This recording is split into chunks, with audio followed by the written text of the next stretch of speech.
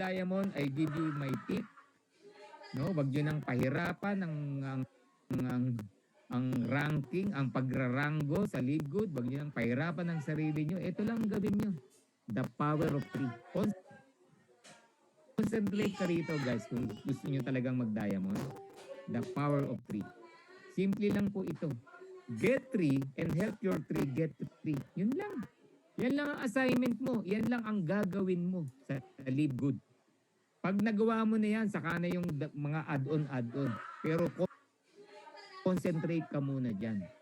Kukuha ka ng 3 recruit mo at yung 3 recruit mo dapat tulungan mong makakuha ng 3 nila. Yun lang.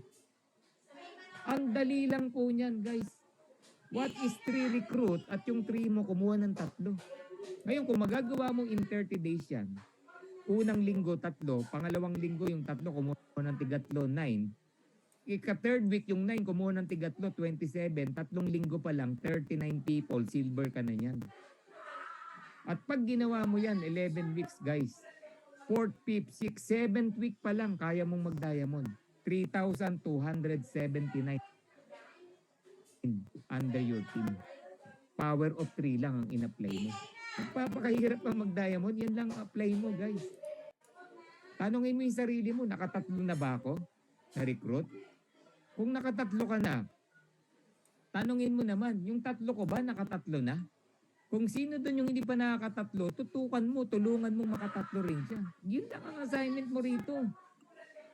Napakadali lang, guys. Grabe. At pag ginawa mong sistema yan ng team mo, ng grupo mo, 8, 9, 10, 11th week, hindi ka lang diamond.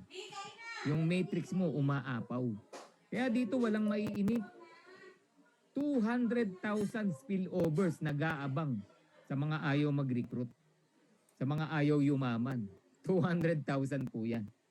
Kasi 65,000 lang ang matrix up to 15th level eh. Remember? Again, ano ginawa? 3 lang. At tinulungan mo lang yung 3 mo maganap ng 3.